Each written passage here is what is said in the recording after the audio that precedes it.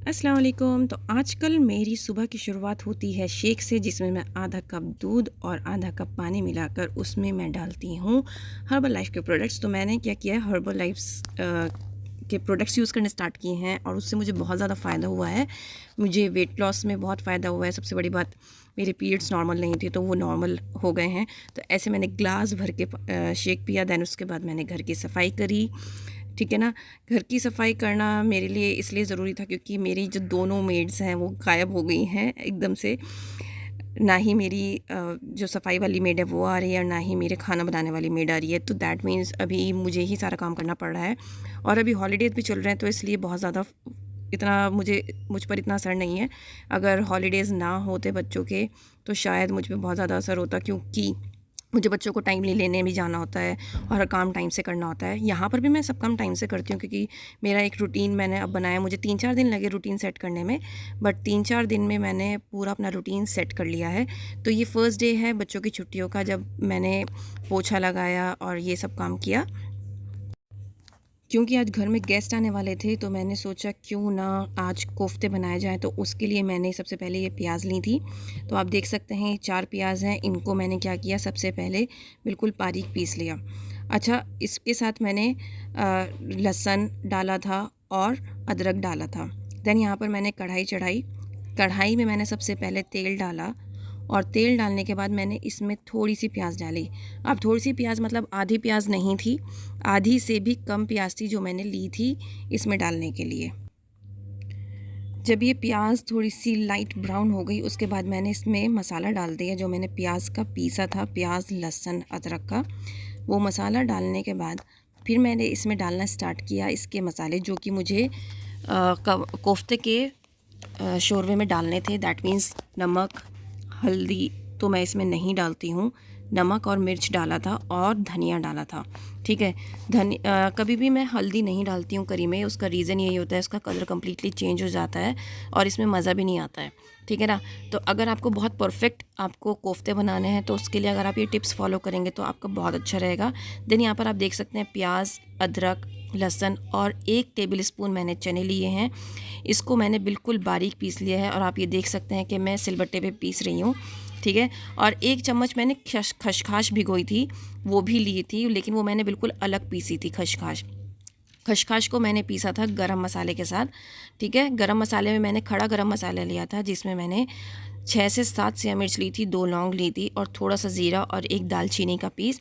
ठीक है। उसके साथ मैंने थोड़ा सा 1 चम्मच गोले का बुरादा, जिसको हम गोला कहते हैं ना, वो लिया था। और इसको मैंने अलग, बिल्कुल अलग रखा था क्योंकि ये जब भुन जाता है हमारा मसाला शोरवे का तब हम डालते हैं। देन उसके बाद क्योंकि कोफ्ते बनाने थे तो मैं गोश्त जो है वो भी मैं सिल पे ही पीसती हूँ। मुझे सिल पे ही पिसा हुआ अच्छा लगता है। मोटे मोटे पीस अगर मुंह में आते हैं मुझे बिल्कुल भी पसंद नहीं है कोफ्तों में। और ये चिकन कोफ्ते बना रही हूँ मैं, तो एक चिकन का गोश्त है तो मैंने बिल्कुल बारीक इसको सिल पर ही पीसा है। देखिए, जैसे मैंने बताया था ना, गरम मसाला और एक चम्मच मैंने गोले का बुरादा लिया है और ये खसखस थी जो मैंने मसाला पीस कर रखा था भूनते वक्त डालने के लिए। देन मैं ये सब मसाला पीसने के बाद मैं इसका हल्का सा पानी डाल के ज़रूर उठाती हूँ। उसका रीज़न ये है, ये जो थोड़ा थोड़ा लगा रह जाता है इसकी बेअदबी ना हो। और क्योंकि मसाले में भी हम पानी डालते हैं तो अगर इसका मसाले का पानी ले लेंगे तो कोई दिक्कत वाली बात नहीं होती। तो मैं एक एक चीज़ सब इसी में पानी हल्का सा डाल के इसको साफ़ करके तब रखती हूँ। देन अब हमने सारे मसाले पीस लिए तो मैंने गोश्त में जो प्याज के साथ मसाला पीसा था, प्याज, चने, वो सब मैंने इसमें मिक्स कर लिया है और इसमें नमक और मिर्च भी डाल दिया है। प्याज, चने, लहसुन और अदरक मैंने पीस कर इसमें डाल दिया है और इसमें मैंने नमक और मिर्च भी डाला है। ठीक है। ये मेरा गोश्त का मसाला कंप्लीट हो गया है। ठीक है।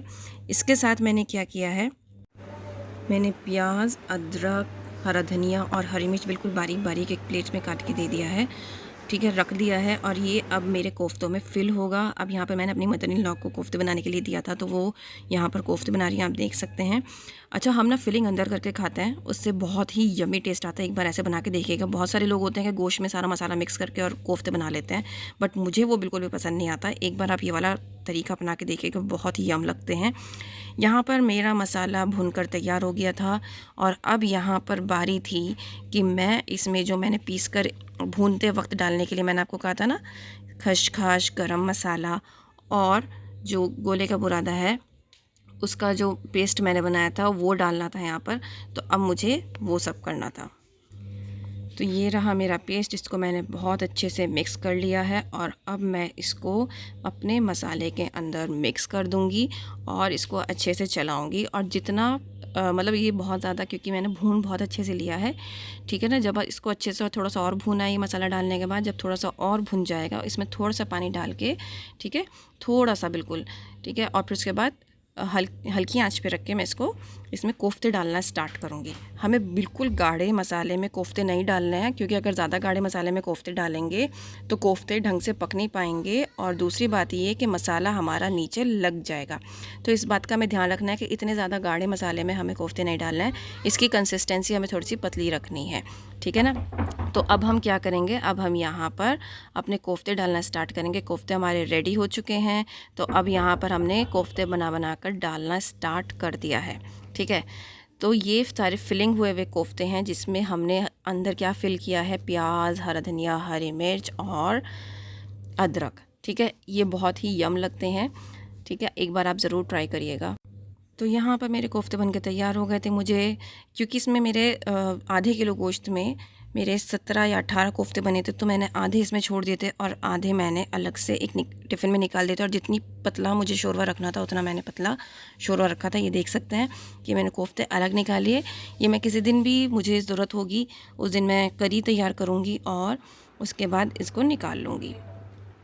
नाउ आप यहाँ पर देख सकते हैं, मैं अपने शाम का टाइम था तो शाम में मैंने बच्चों को पढ़ाना स्टार्ट किया, क्योंकि दोपहर में तो गेस्ट आ गए थे तो हालत ख़राब थी, तब मैं कुछ नहीं पढ़ा सकती थी बच्चों को। तो यहाँ पर अब मैंने बच्चों को पढ़ाना स्टार्ट किया है। तो आप देख सकते हैं कि यहाँ बच्चे पढ़ रहे हैं। सेम है। तो अब मैं इसको छोड़ दूँगी। अब मैं कहाँ जाऊँगी, अब नेक्स्ट प्लेस वैल्यू पे जाऊँगी। अब मैं इसमें देखूँगी सब, मुझे क्या करना है, असेंडिंग ऑर्डर। असेंडिंग ऑर्डर क्या होता है, बिग टू स्मॉल और बिग स्मॉल टू बिग।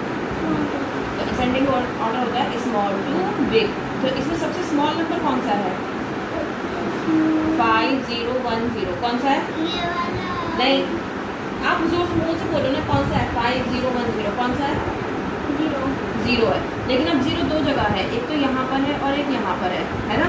तो अब मैं इन दोनों की जो नेक्स्ट वैल्यू होगी ना उसको चेक करूँगी, नेक्स्ट प्लेस वैल्यू। यहाँ पे 5 है और यहाँ पर 0 है, तो इन दोनों में से छोटा कौन सा होगा, तो कौन सा सबसे छोटा हुआ, ये वाला। समझ में आया। तो अब मैं क्या करूँगी, पहले इसको 2005 को यहाँ पे लिख लूँगी और इसको फिर मैं कट कर दूँगी, ठीक है। अब मैं एक हटा देना। फिर उसके बाद अब मेरे पास, क्योंकि हमने क्या किया था, इन दोनों में चेक किया था, है ना। तो अब ये वाला हो गया मेरा, इसके बाद, है ना। फिर उसके बाद मैं इसको 2051 को लिखूँगी, इसको कट कर दूँगी। अब ये बताओ इन दोनों में से स्मॉल कौन सा है, 100 प्लेस वैल्यू पर ये है। अब मैं इसको लिखूँगी 2150, इसको कट कर दूँगी। अब यहाँ बताओ 2501, ये हमारा करेक्ट आंसर है। आया, समझ में आया। सबसे पहले हमेशा कहाँ से स्टार्ट करना है, हाईएस्ट प्लेस वैल्यू से स्टार्ट करना है। देन उसके बाद हमें कहाँ जाना है, उसके लोवेस्ट प्लेस वैल्यू पे हमें जाना है। समझ में आ गया। ओके, अब आप यहाँ के क्वेश्चंस करो।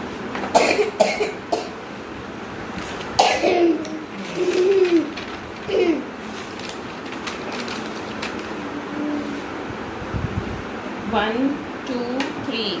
आर कहाँ गायब हो गया, आर भी तो लिखना था, हैं।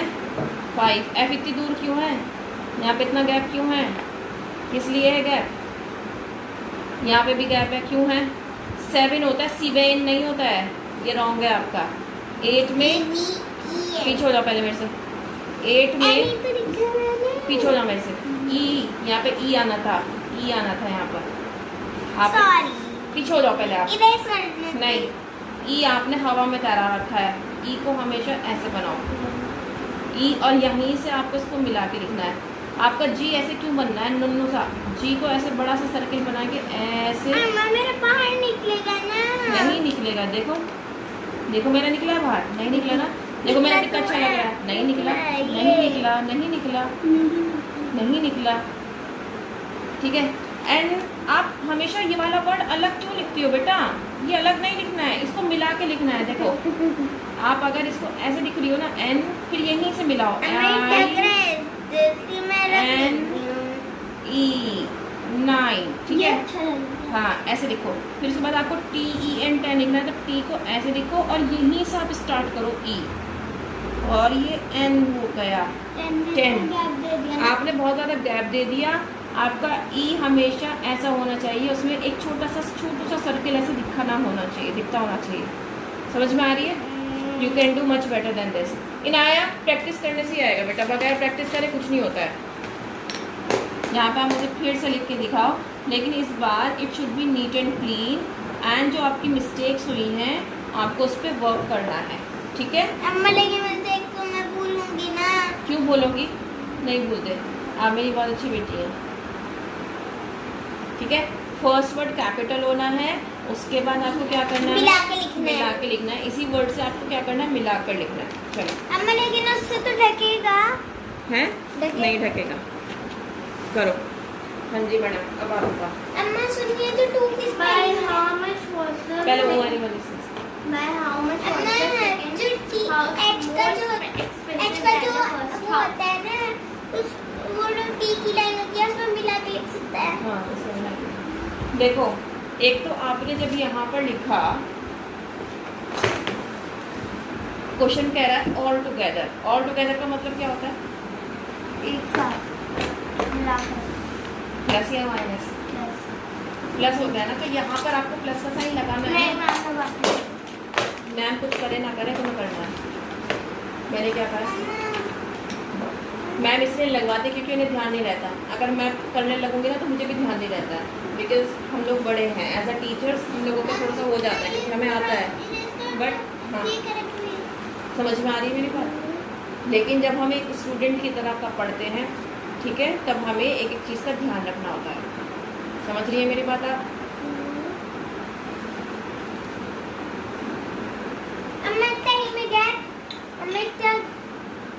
वेरी गुड, बहुत अच्छा। अब अच्छा लिख रही हो आप। चलो क्वेश्चन क्या है? रवी's father bought 2 houses, one for इतने and the other for इतने. The cost of one house 12560 and the second house is 2348000. How much did he spend altogether? By how much was the second house more expensive than the first? ये तीसरा question मेरे को समझ में नहीं आया। तीसरा क्वेश्चन नहीं है, उसने कहा है कि कितना, सुन तो लो। By how much was the second house more expensive than the first? मतलब कितना ज़्यादा जो दूसरा हाउस है वो एक्सपेंसिव है। इसमें से इस नंबर को इस सब्ट्रैक्शन हो गए। सब्ट्रैक्शन होगा, तो आपको यहाँ पर ये वाली लाइन नहीं लिखनी है। मैम ने तो ऐसे लिखा। मैं बताती हूँ, उसने कहा है second house more expensive than the first, तो आपको यहाँ पे लिखना है second house was this much expensive than the first one. House expensive than than the the first one. First house. और यहाँ पर ये लिखने के बाद आपको क्या करना है? जो आंसर है ना उसमें से कुछ नहीं करना है, ये बात याद रखना। फर्स्ट हाउस की कीमत ये दे रखी है, सेकंड की ये दे रखी है, यही लिखनी है हमें। क्वेश्चन को ध्यान से समझो और इसी को सब्ट्रैक्ट करना। हाँ जी, क्योंकि हम गलती क्या करते हैं, जो हमारा आंसर आता है उसमें से सेकंड को माइनस कर देते हैं। करते हैं या नहीं करते हैं? ये नहीं करना है। अब आपने यहाँ पर ऑल टुगेदर था, यहाँ पे प्लस किया, प्लस का साइन ज़रूर लगाना है। यहाँ पर आप माइनस करेंगी, और जैसे आपने ये नंबर्स लिखे हैं ये बिल्कुल करेक्ट हैं, ऐसे ही लिखना है आपको, इतनी ही दूर होने चाहिए। समझ गई? चलो अम्मा साथ में ही करती है। हाँ जी देखो,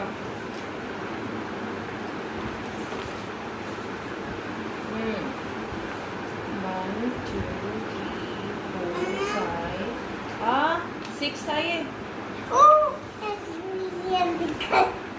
दो जगह 7 लिख दिया आपने।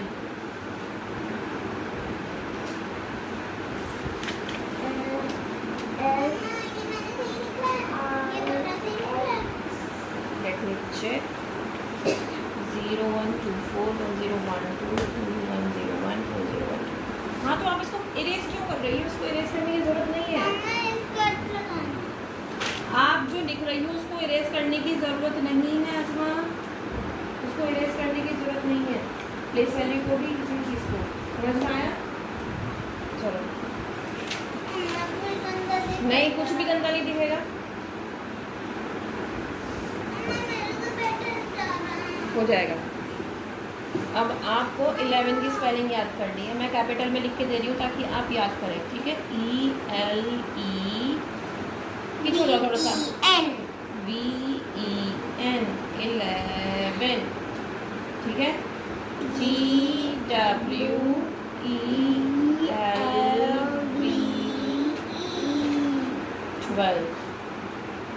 TH H नहीं होता है, H IRTEEN 13, then FOURTEEN